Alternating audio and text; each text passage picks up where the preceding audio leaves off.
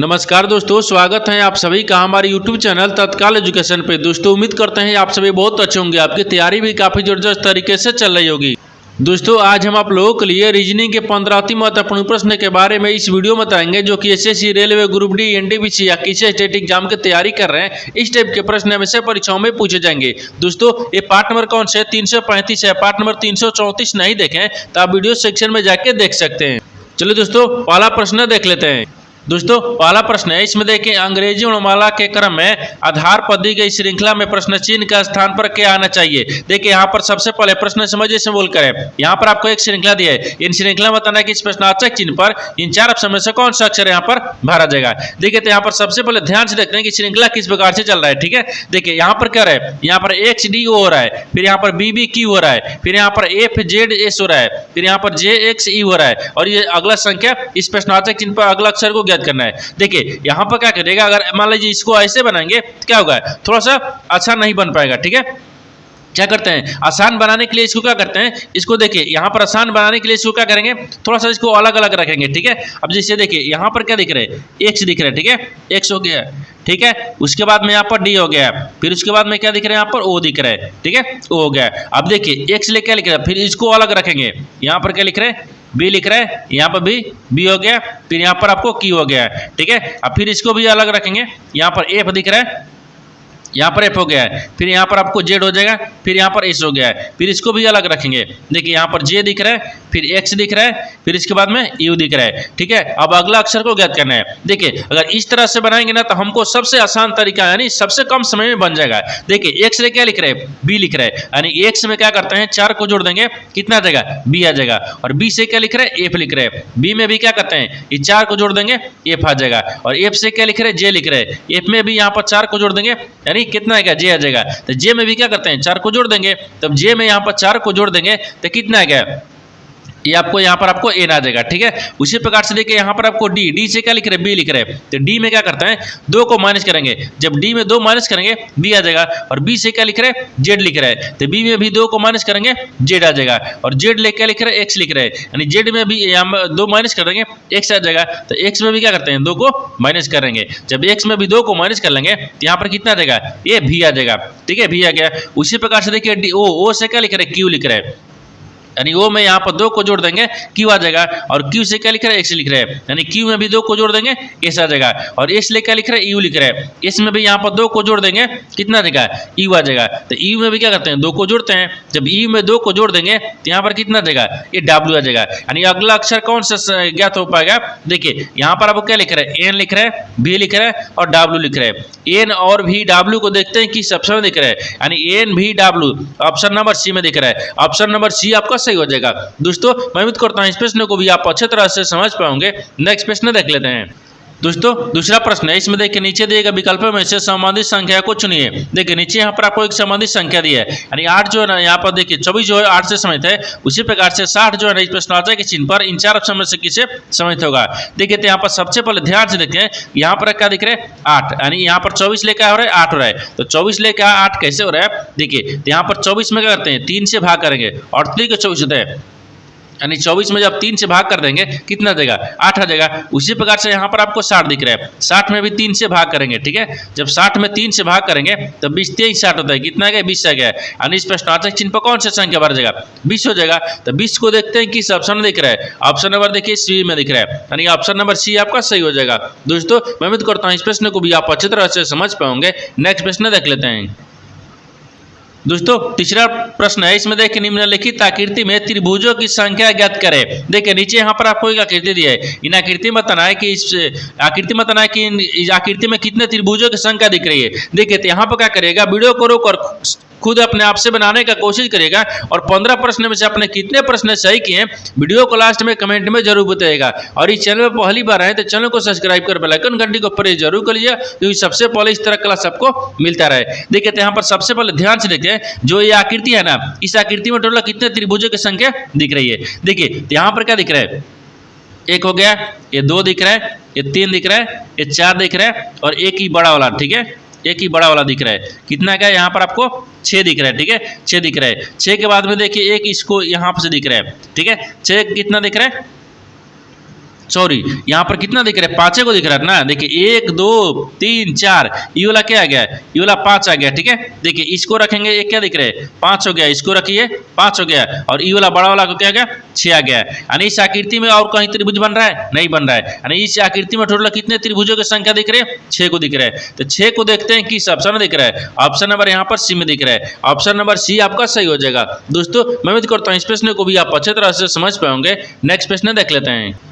दोस्तों 4वां प्रश्न है, इसमें देखिए संख्या यहाँ पर इतना में प्रत्येक अंक को बाएं से दाएं आरोही क्रम में विभाजित किया जाता है। तो इस प्रकार बनी नई संख्या में बाएं से तीसरे और दाएं से दूसरे अंक का योगफल कितना होगा। देखिए यहाँ पर सबसे पहले प्रश्न समझ से बोलकर है। देखिए यहाँ पर क्या बोल रहा है कि यहाँ पर एक संख्या लिखा है, इन संख्या को क्या करेंगे हम आरोही क्रम में सजाएंगे, यानी दाएं से बाएं आरोही क्रम में सजाएंगे। आरोही क्रम में सजाने के बाद में जो नई संख्या बनेगा ना, इसमें से देखिए यहाँ बोल रहा है कि बाएं से तीसरा और यहाँ पर दाएं से दूसरा अंक का योगफल ज्ञात करना है। सबसे पहले क्या करते हैं, संख्या को देखते हैं लिख के आ रहा है। ठीक है, तब आरोही क्रम इसको सजाएंगे।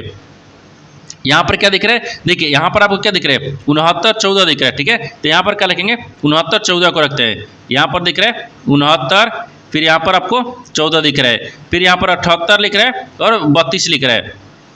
ये 78 लिख रहा है, फिर यहाँ पर आपको 32 लिख रहे हैं, फिर लास्ट में क्या दिया यहाँ पर आप 5 दिए, ये 5 दिए। ये तो संख्या लिख रहे हैं। ठीक है, ये क्या लिख रहे हैं संख्या हो गया। अब इनको हम आरोही क्रम में सजाएंगे। देखिए तो यहाँ पर श्रृंखला को क्या करेंगे आरोही क्रम में सजाते हैं। यहाँ पर क्या क्या 1 2 3 4 5 6 इसमें दिया है कहीं 6 हाँ 6 दिया है, 7 हो गया, 8 हो गया, 9 हो गया, 9 तक दिया ना, हाँ 9 तक दिया है। अब देखिए एक क्या हो गया, ये आरोही क्रम में हो गया। ठीक है, आरोही, ठीक है एक क्रम में हो गया।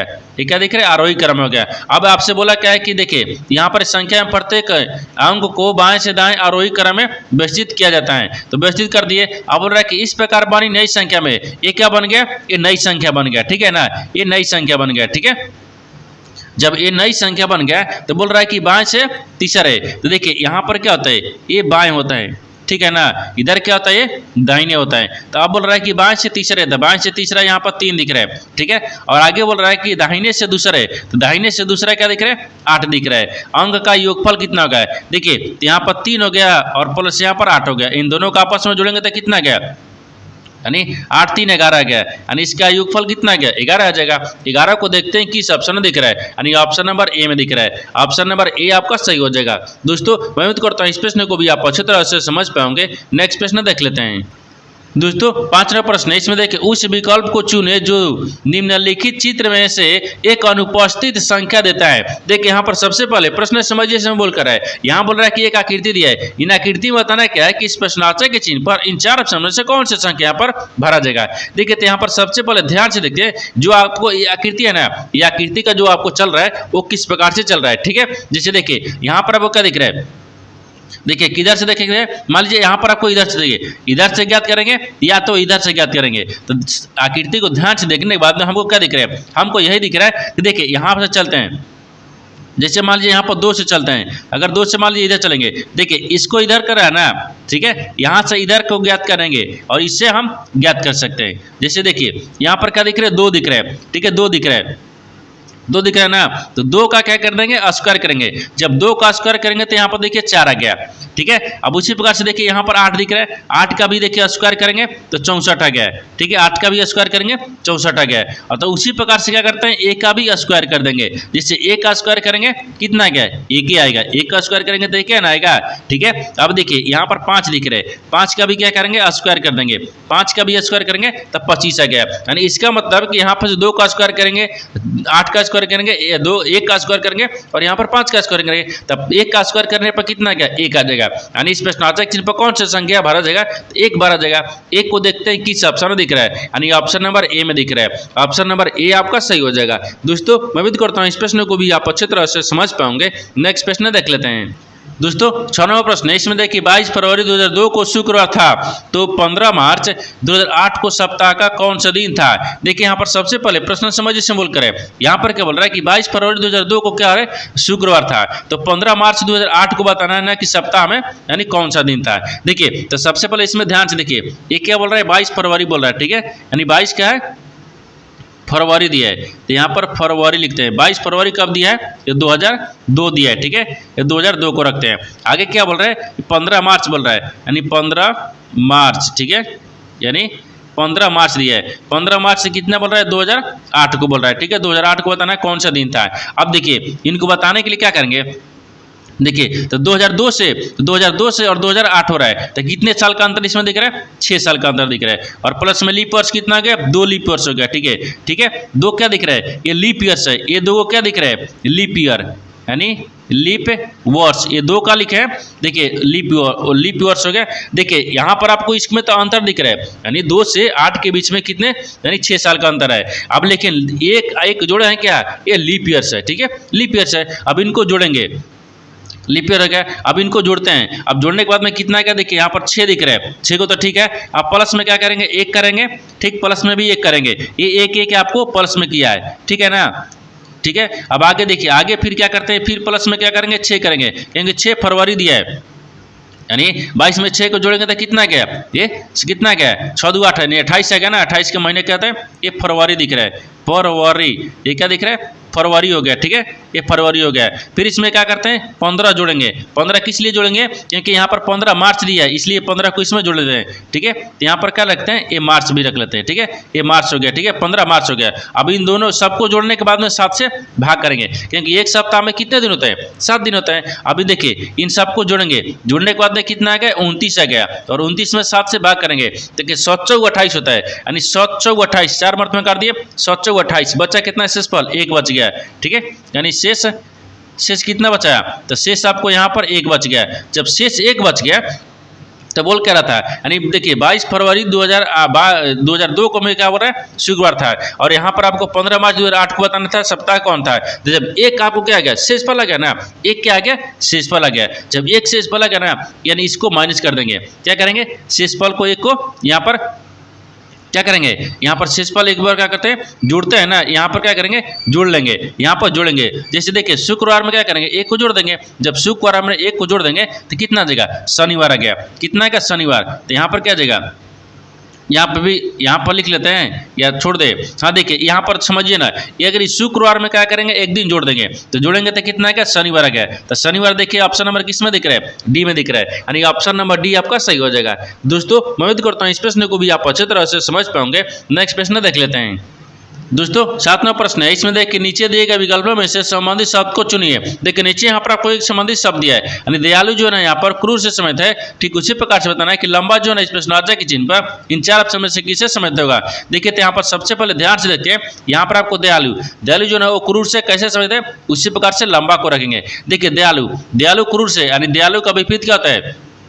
यानी विपरीत, यानी दयालु का विपरीत यहाँ पर क्रूर होता है, उसी प्रकार से यहाँ पर लंबा का विपरीत क्या होता है? तो छोटा होता है, यानी विपरीत क्या होता है? तो यहाँ पर आपको छोटा होता है, ठीक है, क्या होता है? छोटा होता है। तो छोटा को देखते हैं किस ऑप्शन में दिख रहा है, यानी ऑप्शन नंबर यहाँ पर सी में दिख रहा है, यानी ऑप्शन नंबर सी आपका सही हो जाएगा। दोस्तों उम्मीद करता हूँ इस प्रश्न को भी आप अच्छी तरह से समझ पाओगे। नेक्स्ट प्रश्न देख लेते हैं।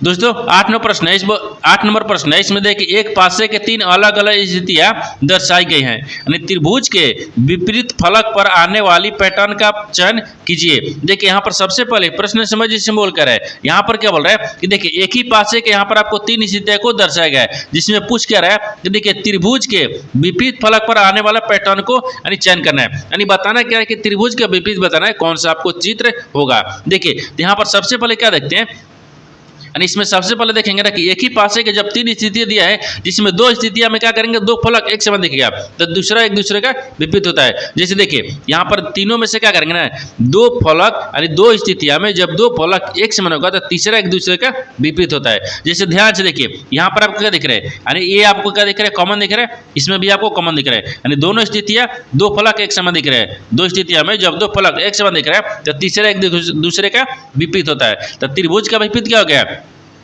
देखिए यहाँ पर त्रिभुज का विपरीत क्या आ गया? आयत में आ गया। किस में आ गया? आयत में आ गया, यानी त्रिभुज का विपरीत क्या जाएगा? आयत हो गया। तो आयत को देखते हैं किस ऑप्शन में दिख रहा है। ऑप्शन नंबर यहाँ पर आपको बी में दिख रहा है, ऑप्शन नंबर बी आपका सही हो जाएगा। दोस्तों मैं उम्मीद करता हूँ इस प्रश्न को भी आप अच्छी तरह से समझ पाओगे। नेक्स्ट प्रश्न देख लेते हैं। दोस्तों 9वां प्रश्न है, इसमें देखिए उस वे नारे का चयन करें जो दिए गए वर्गों के बीच संबंध को श्रोताओं रूप से दर्शाता है। देखिए नीचे यहाँ पर आपको 3 शब्द दिए हैं, इन तीनों शब्द को बताना कि आपस में कैसे संबंधित है और इन 4 वेन डायग्राम में से कौन सा वेन डायग्राम बनेगा। देखिए तो यहाँ पर सबसे पहले ध्यान से देखते हैं कि तीनों शब्द से कॉमन कौन सा मिल रहा है। ठीक है, देखिए यहाँ पर आपको एशिया दिया है, नेपाल दिया है और भारत दिया है। तो सबसे कॉमन क्या दिख रहा है? एशिया दिख रहा है।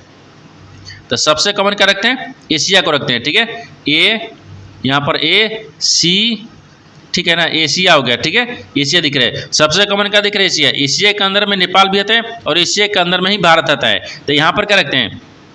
मान लीजिए इसको भारत रखते हैं और इसको नेपाल रखते हैं। ये क्या हो गया? ये भारत हो गया, ये नेपाल हो गया। ठीक है, ये नेपाल दिख रहा है। देखिए यहाँ पर सबसे कॉमन क्या दिख रहा है कि एशिया दिख रहा है। एशिया के अंदर में ही भारत भी आता है, एशिया के अंदर में नेपाल भी आता है, यानी इस तरह का वेन डायग्राम बनेगा। इस तरह का वेन डायग्राम देखिए किस ऑप्शन में दिख रहा है? ऑप्शन नंबर बी में दिख रहा है, यानी ऑप्शन नंबर बी आपका सही हो जाएगा। दोस्तों मैं उम्मीद करता हूँ इस प्रश्न को भी आप अच्छी तरह से समझ पाएंगे। नेक्स्ट प्रश्न देख लेते हैं।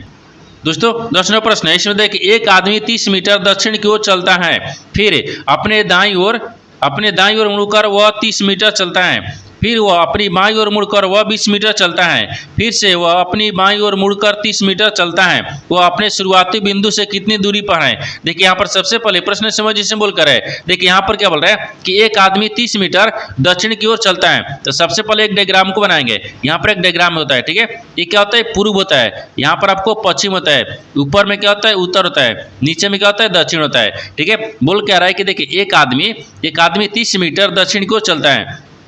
तो मान लीजिए यहाँ पर आपको क्या रखते हैं? प्रारंभिक बिंदु रखते हैं। ठीक है, ये प्रारंभिक बिंदु हो गया। यहाँ से आदमी को चलाते हैं। बोला कि एक आदमी दक्षिण की तरफ 30 मीटर चलता है। मान लीजिए यहाँ पर 30 मीटर को चला दिया। ठीक है, ये 30 मीटर चल गया। आगे बोल रहा है कि फिर वह दाईं ओर मुड़ता है और 30 मीटर चलता है। वो दाहिने ओर, देखिए इधर मुड़ेंगे तो बाएं मुड़ जाएंगे, हमको दाहिने मुड़ना है ना। तो देखिए दाहिने क्या मुड़ेंगे? दाहिने आपको इधर चलेंगे। ठीक है, कितना चल रहा है? 30 मीटर चल रहा है। फिर बोल रहा है कि फिर वह अपनी बाईं ओर मुड़कर 20 मीटर चलता है। वो बाईं ओर मुड़ता है तो बाईं ओर मुड़ेंगे तो इधर मुड़ेंगे। कितना चल रहा है? ये 20 मीटर चल रहा है। ठीक है, 20 मीटर चलता है। फिर से वो अपनी देखिए बाईं ओर मुड़ता है और 30 मीटर चलता है। फिर वो बाईं ओर मुड़ता है और 30 मीटर चलता है। फिर बाईं ओर मुड़ते हैं तो कितना चल रहा है? 30 मीटर चलता है। ठीक है, तो वह अपने शुरुआती बिंदु से कितनी दूरी पर है? अब बोल रहा है कि शुरुआती जो बिंदु है ना वो अब कितनी दूरी पर है? देखिए यहाँ वो क्या किया? रुक गया है। देखिए तो यहाँ से यहाँ के बीच की दूरी क्या दिख रहा है? ये 20 दिख रहा है और ये क्या दिख रहा है? 30 दिख रहा है, यानी यहाँ से यहाँ के टोटल दूरी कितना दिख रहा है? तो देखिए 30 20 50 हो गया, यानी 30 ही हो गया और यहाँ पर 20 ही हो गया। तो जोड़ेंगे तो कितना गया? ये 50 मीटर हो गया। ठीक है, कितना गया? ये 50 मीटर आ गया, यानी यहाँ से प्रारंभिक बिंदु से और अंतिम बिंदु तक कुल दूरी कितनी है? तो यहाँ पर आपको 50 मीटर। तो 50 मीटर को देखते हैं किस ऑप्शन में दिख रहा है, यानी ऑप्शन नंबर यहाँ पर डी में दिख रहा है। ऑप्शन नंबर डी आपका सही हो जाएगा। दोस्तों मैं उम्मीद करता हूँ इस प्रश्न को भी आप अच्छी तरह से समझ पाएंगे। नेक्स्ट प्रश्न देख लेते हैं। दोस्तों 11वां प्रश्न है, इसमें देखिए यदि एक प्लस गणितीय संक्रिय माइनस और यहाँ पर गुना गणितीय संक्रिय भागा को दर्शाता है तो यहाँ पर एक समीकरण का मान क्या होगा? आपको इसी को बताना है। देखिए यहाँ पर सबसे पहले प्रश्न समझते हैं, इसे बोल कर। ठीक है, देखिए यहाँ पर क्या बोल रहा है? यहाँ पर ये बोल रहा है ना कि यहाँ पर एक समीकरण दिए, इन समीकरणों को चिन्ह को बदलने के बाद में समीकरण को सही बनाना है। तो सबसे पहले चिन्ह को बदलते हैं। देखिए चिन्ह क्या बोल रहा है कि यहाँ पर क्या लिख रहे हैं? प्लस। प्लस का संक्रिय गुणा क्या है? गणितीय संक्रिय क्या दिख रहा है? माइनस दिख रहा है, यानी इसका कहने का मतलब कि प्लस की जगह पर माइनस को रखेंगे और बोल रहा है कि देखिए यहाँ पर गुना गणितीय संक्रिय भागा को दर्शाता है, यानी गुना की जगह पर भागा रखेंगे, भागा की जगह पर गुना रखेंगे, यानी चिन्ह को बदलते हैं। देखिए प्लस का क्या बोल रहा है? माइनस बोल रहा है, तो प्लस की जगह पर माइनस रखेंगे और देखिए गुना का क्या बोल रहा है? भागा बोल रहा है, गुना की जगह पर भागा रख लेंगे। अब समीकरण को सोल्व करेंगे। यहाँ पर आपको क्या दिख रहा है? 75 माइनस 25 दिख रहा है। ठीक है ना, 25 हो गया, ये डबल हो गया। ठीक है, अब फिर यहाँ पर गुना के भागा दिख रहा है ना, यहाँ पर भागा दिख रहा है। ठीक है, ये भागा का चिन्ह दिख रहा है। भागा कितना दिख रहा है? 5 दिख रहा है। कोष्ठ बंद हो गया। फिर यहाँ पर भागा दिख रहा है, कितना गए? 10 हो गया। अब इन सब का मान करेंगे तब 75 में से जब 25 को घटाएंगे तब 50 बच गया। फिर भागा हो गया, ये 5 हो गया। ठीक है ना, फिर भागा कितना दिख रहा है? ये 10 दिख रहा है। इसको भाग कर देंगे तो कितना बढ़ गया? 10 5 50 हो गया, 10 हो गया। ठीक है ना, अब फिर इसको 10 करेंगे तो 10 से 10 में भाग करेंगे तो कितना बचेगा? 1 हो गया। ठीक है, यानी इसका मान कितना आ जाएगा? 1 हो गया। तो 1 को देखते हैं किस ऑप्शन में दिख रहा है। ऑप्शन नंबर यहाँ पर आपको ए में दिख रहा है। ऑप्शन नंबर ए आपका सही हो जाएगा। दोस्तों मैं उम्मीद करता हूँ इस प्रश्न को भी आप अच्छे तरह से समझ पाओगे। नेक्स्ट प्रश्न देख लेते हैं। दोस्तों 12वां प्रश्न है, इसमें देखिए कथनों को पढ़े और दिए गए विकल्पों में से निष्कर्ष को चुने। देखिए नीचे यहाँ पर आपको कथन दिया है, निष्कर्ष दिया है। कथन के आधार पर डायग्राम को बनाते हैं, निष्कर्ष के आधार पर प्रश्न को सोल्व करते हैं। तो यहाँ पर सबसे पहले कथन को देखते हैं बोल क्या है, ठीक है, इसके आधार पर डायग्राम को बनाते हैं। देखिए कथन क्या बोल रहा है कि कुछ बंदर लंगूर है, तो कुछ यहाँ पर बंदर को रखते हैं, ठीक है, ये बंदर हो गया, यानी कुछ जो बंदर है ना क्या है, लंगूर है, तो कुछ बंदर को यहाँ पर लंगूर में रखते हैं, ठीक है, लंगूर हो गया, ठीक है, ये लंगूर दिख रहा है, ठीक है। आगे बोल रहा है कि कुछ लंगूर मानव नहीं है, कुछ लंगूर जो है ना वो मानव नहीं है, तो कुछ लंगूर मानव नहीं है, तो यहाँ पर मानव को रखते हैं, ठीक है, ये मानव को रखते हैं, ठीक है, मानव नहीं है। अब आगे देखिए, आगे इसमें क्या बोल रहा है, ये बोल रहा है कि कुछ लंगूर मानव नहीं है, ये बोल रहा है कि नहीं है, ठीक है। अब देखिए ये तो कथन बोल रहा था, कथन के आधार पर डायग्राम को ना दिए, लेकिन निष्कर्ष क्या बोल रहा है, इसके आधार पर ही प्रश्न को सोल्व करेंगे। देखिए निष्कर्ष बोल रहा है, पहला में देखिए कुछ लंगूर क्या है, बंदर है, तो कुछ लंगूर क्या है, बंदर है। देखिए कुछ बंदर जो है ना ये क्या दिख रहा है, लंगूर दिख रहा है, यानी इसका मतलब ये सही बोल रहा है। दूसरा देखिए, दूसरा बोल रहा है कि कुछ मानव बंदर हैं, यानी कुछ जो मानव है ना वो क्या है, बंदर है, यानी कुछ मानव क्या दिख रहा है, बंदर है, तो कुछ मानव और बंदर से समझ दिख रहा है, नहीं दिख रहा है, ये गलत बोल रहा है, ठीक है, ये गलत बोल रहा है। यानी वन क्या होगा, आपको सही होगा। जब वन सही बोल रहा है तो क्या हो जाएगा, केवल निष्कर्ष वन अनुसरण करता है, यानी ऑप्शन नंबर सी में दिख रहा है, यानी ऑप्शन नंबर सी आपका सही हो जाएगा। दोस्तों मैं उम्मीद करता हूँ इस प्रश्न को भी आप अच्छे तरह से समझ पाओगे। नेक्स्ट प्रश्न देख लेते हैं। दोस्तों 13वां प्रश्न है, इसमें देखिए तीन संख्याएं यहाँ पर आपको 2:14:3 के अनुपात में है और उनका एलसीएम 61, देखिए 41 से 16 है, तो उनका एचसीएफ ज्ञात कीजिए। देखिए यहाँ पर सबसे पहले प्रश्न समझ से बोल रहा है कि तीन संख्याएं दी है जो कि 2:14:3 अनुपात की में है, ठीक है ना। अब इसका एलसीएम कितना दिया है, 61 16 दिया है, ठीक है ना, तो उसका एचसीएफ ज्ञात करना है, यानी एचसीएफ ज्ञात करना है। देखिए एचसीएफ ज्ञात करने के लिए क्या करेंगे, यानी इनको क्या करेंगे, एलसीएम करेंगे और इनका एलसीएम दिया है, दोनों एलसीएम का बराबर करेंगे तभी तो आपको एचसीएफ ज्ञात होगा, ठीक है ना। तो सबसे पहले करते हैं एलसीएम निकालते हैं। तो यहाँ पर क्या दिख रहा है, तो यहाँ पर एलसीएम क्या दिख रहा है, तो मान लीजिए कि तीन संख्या दी है, क्या दिया है, यहाँ पर 2x दिया है, ठीक है ना, 2x हो गया, फिर यहाँ पर 14x को रखते हैं, देखिए यहाँ पर 14, ये 14x हो गया, फिर यहाँ पर आपको 3x हो गया। इन सब का मान लीजिए एलसीएम निकालेंगे तो कितना गया, इन सब का एलसीएम आपको कितना देगा, 42 आएगा, ठीक है, यानी एलसीएम कितना गया, 42 आएगा। और यहाँ पर मान लीजिए एचसीएफ रखेंगे, एचसीएफ ना, तो मान लीजिए मौसा रखते हैं, वही आ गया एलसीएम एचसीएफ एचसीएफ, ठीक है, एचसीएफ कितना आ गया, तो मान लीजिए x को रखता है, x हो गया। अब आपको बताना क्या कि एलसीएम आपको देखिए इसका एलसीएम कितना गया, इसका एलसीएम कितना दिख रहा है, तो आपको यहाँ पर आपको 42 दिख रहा है, ठीक है ना। मान लीजिए 42 से x रखते हैं, ठीक है, 42 से x आ गया। अब देखिए तो ये 42 x आ गया, ये 42 से x आ गया, एलसीएम इधर हो गया और एलसीएम इधर भी दिया है, दोनों क्या करते हैं, बराबर करते हैं, ठीक है, दोनों को बराबर करेंगे। जब दोनों को बराबर करेंगे x बराबर कितना रहेगा, 41 और 16 बांटना में यहाँ पर आपको कितना है कि 42 है, इनको भाग कर लेंगे तो कितना मर्त में कटेगा, ये 98 मर्त में कटेगा, ठीक है, 98 मर्त में कटेगा, तो यहाँ पर आपको 98 हो गया। तो 98 कौन सा आ गया, यानी मौसा आ गया, यानी एचसीएफ आ गया, तो एचसीएफ लिखते हैं, देखिए एचसीएफ, ठीक है, एचसीएफ आ गया। तो आपसे वही बोला है कि देखिए इन तीन संख्या दिया है, इसका अनुपात इतना दिया है और उनका एलसीएम दिया है, इतना दिया है, तो एचसीएफ क्या हो गया, एचसीएफ आपको 98 हो गया। तो 98 को देखिए किस ऑप्शन में दिख रहा है, तो ऑप्शन नंबर किस में दिख रहा है, तो ए में दिख रहा है, ऑप्शन नंबर ए आपका सही हो जाएगा। दोस्तों मैं उम्मीद करता हूँ इस प्रश्न को भी आप अच्छे तरह से समझ पाओगे। नेक्स्ट प्रश्न देख लेते हैं। दोस्तों 14वां प्रश्न है, इसमें देखिए एक विक्रेता को प्रति संतरे को यानी 44 रुपए में बेचने पर यहाँ पर 78 की हानि होती है, यानी 78% की हानि होती है, ठीक है। यदि वह 78 की लाभ अर्जित करना चाहता है तो उसे प्रति संतरे को किस मूल्य पर बेचना होगा। देखिए यहाँ पर सबसे पहले प्रश्न समझ से बोल कर है, यहाँ पर क्या बोल रहा है, बोल रहा है कि एक विक्रेता है जो प्रति संतरा है, यानी एक संतरे को क्या बोल रहा है ना, एक संतरे को उस 44 रुपए में बेच रहा है, लेकिन वो 78% हानि हो रही है। जब वही 78% यानी लाभ कमाने के लिए वो एक संतरा को कितना रुपए में बेचेगा, आपको इसी को बताना है, ठीक है ना। अब देखिए यहाँ पर मान लीजिए कितने रुपए में बेच रहा है, पहले क्रय मूल्य का रख लेते हैं, ठीक है, यानी क्रय मूल्य, यहाँ पर क्या होगा, एक क्रय मूल्य गया। क्रय मूल्य क्या दिख रहा है कि देखिए 44 संतरे है, ठीक है ना, नहीं 44 नहीं, यहाँ पर एक संतरे का दाम 44 रुपये है। अब कितने में बेच रहा है, 100, यानी यहाँ पर आपको बेच रहा है 78 में हानि होना चाहिए, ठीक है। अब यहाँ पर 100 रखेंगे, यानी 100 हो गया।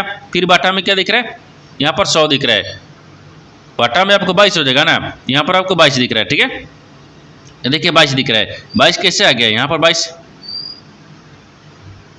यानी 22 दूनी के 44 से 200 आ गया। देखिए यहाँ पर आपको क्या दिख रहा है कि एक संतरे का दाम कितना दिख रहा है, 44 हो गया है। 44 में क्या करेंगे, 100 से गुना करेंगे और बटा में 22 आ गया।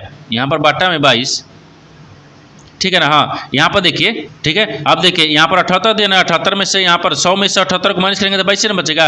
ये 22 दूनी कितना गया, 44 आ गया। यानी यहाँ पर क्रयमूल्य कितना गया, 200 आ गया, ठीक है। यानी क्रयमूल्य कितना गया, 200 प्रति संतरा आ गया, यानी संतरा हो गया, ठीक है। संतरा दिख रहा है। अब बोल रहा है कि 78% लाभ अर्जित करने के लिए उस संतरा को कितने रुपए में बेचेगा। तो सबसे पहले क्या करेंगे, विक्रय मूल्य का निकालते हैं, ठीक है। विक्रय, ठीक है ना, विक्रय मूल्य, ठीक है। विक्रय मूल्य हो गया। तो विक्रय मूल्य क्या दिख रहा है, तो विक्रय मूल्य आपको देखिए ध्यान से, विक्रय मूल्य कितना है, यहाँ पर आपको क्रय मूल्य कितना दिया है, 200 दिया है। तो 200 गुने क्या करेंगे, 178 करेंगे, ठीक है। 178, क्योंकि यहाँ पर 78 माइनस किए हैं और यहाँ पर माइनस बोल रहे हैं ना, तो कि हानि होगा, तो माइनस किए हैं और यहाँ पर एक क्या करेंगे, 78 को जोड़ेंगे। 178 बटा में कितना करेंगे, यानी 100 को करेंगे। तो 100 और 100 दोनों कट गया, यानी यहाँ पर आपको 178 में 2 से गुना करेंगे तो कितना देगा, 178 को और 2 से गुना करने के बाद में कितना देगा, तो यहाँ पर 356 आ गया। कितना आ गया, 356 आ जाएगा, ठीक है। यानी 356 संतरा आ गया, यानी प्रति संतरा दिख रहा है। क्या हो गया, प्रति संतरा गया। तो आपसे वही बोला है कि 78% लाभ अर्जित करना चाहता है तो उसे, यानी तो उसे प्रति संतरे को किस मूल्य रूप में बेचना होगा, यानी 356 में, 356 रुपये में प्रति संतरा बेचना होगा। यानी 356 को देखिए किस ऑप्शन में दिख रहा है, यानी ऑप्शन नंबर यहाँ पर ए में दिख रहा है। ऑप्शन नंबर ए आपका सही हो जाएगा। दोस्तों मैं उम्मीद करता हूँ इस प्रश्न को भी आप अच्छे तरह से समझ पाओगे। नेक्स्ट प्रश्न देख लेते हैं। दोस्तों 15 प्रश्न है, इसमें देखिए बिना रुके हुए लोलक ट्रेन, यानी देखिए 70 किलोमीटर प्रति घंटा की औसत चाल से चलती हैं वो, और रुकने के साथ 30 किलोमीटर प्रति घंटा की औसत चाल से चलती हैं। तो देखिए यहाँ पर 630 किलोमीटर लंबे मार्ग पर रुकने के लिए यानी लोलक ट्रेन द्वारा लिया गया कुल समय घंटों में कितना होगा। देखिए यहाँ पर सबसे पहले प्रश्न समझ इसमें बोल कर है, यहाँ पर क्या बोल रहे हैं, यहाँ पर दिख रहा है, यहाँ पर आपको दिख रहा है कि एक रुकने, बोल रहा है ना कि एक रुके हुए लोलक जो ट्रेन है ना वो 70 किलोमीटर प्रति घंटा की औसत चाल से चलती है। अब वो जो रुकने के साथ में वो 30 किलोमीटर प्रति घंटा की चाल से चलती है। तो जो 630 दिख रहा है ना वो लंबे मार्ग है, जो 630 है वो लंबे मार्ग को रुकने के लिए वो ट्रेन को कितने समय में, वो देखिए कितना समय लगेगा उसको पार करने में, ठीक है ना। देखिए तो यहाँ पर सबसे पहले क्या करते हैं, सबसे पहले इसमें ध्यान से देखते हैं, यानी रुकने के बाद में दिख रहा है तो क्या दिख रहा है, यहाँ पर 300, हाँ 600 तो क्या दिख रहा है, 30 दिख रहा है, 630 दिख रहा है। तो 630 में क्या करते हैं, यहाँ पर 30 ले भाग करेंगे। देखिए यहाँ पर 30, क्योंकि रुकने के बोल रहा है ना, तो रुकने के लिए 30 हो गया, फिर माइनस करेंगे, ये 600 की जगह 30 दिख रहा है और बटा में कितना दिख रहा है, क्योंकि 70 किलोमीटर प्रति घंटा दिख रहा है। देखिए यहाँ पर 630 आपको समय मार्ग दिया है, क्योंकि लंबाई क्या दिया है, यहाँ पर दिया ना, देखिए 630 किलोमीटर लंबे मार्ग पर रुकने के लिए ट्रेन लोलक द्वारा कितना समय घंटे में कितना होगा। यानी 630 तो आपको दिख रहा है, लेकिन वो प्रति घंटा में क्या करेंगे, इस सबसे भाग करेंगे, दोनों से भाग करेंगे, ठीक है ना। 1 जीरो से 1 जीरो कट गया, 3 दूनी के 6 गया, 3 21 दूनी के 63 आ गया, यानी 7 के 9 7 63 हो गया, यहाँ पर 9 हो गया। यानी इसका मतलब क्या आ गया, ये 21 आ गया और ये -9 आ गया। अब इनको घटा लेंगे, घटाने के बाद में कितना आ गया, 12 आ गया, यानी 12 घंटे आ गया, ठीक है, 12 घंटे आ गया। तो आपसे वही बोल रहा है कि देखिए यहाँ पर 630 किलोमीटर लंबे मार्ग पर रुकने के लिए लोलक ट्रेन द्वारा लिया गया कुल समय घंटे में कितना गया, तो 12 घंटा। तो 12 घंटा को देखिए किस ऑप्शन दिख रहा है, ऑप्शन नंबर ए में दिख रहा है। ऑप्शन नंबर ए आपका सही हो जाएगा। दोस्तों मैं उम्मीद करता हूँ इस प्रश्न को भी आप अच्छे तरह से समझ पाओगे। नेक्स्ट वीडियो में मिलते हैं, तब तक जय हिंद। दोस्तों इस चैनल पर पहली बार आए तो चैनल को सब्सक्राइब कर बेल आइकन घंटे को ऊपर जरूर कर लीजिए, क्योंकि सबसे पहले इस तरह क्लास आपको मिलता रहे। और इन सारे प्रश्न का PDF आपको टेलीग्राम पर मिल जाएगा, जो कि इस वीडियो का डिस्क्रिप्शन में लिंक दिया गया है।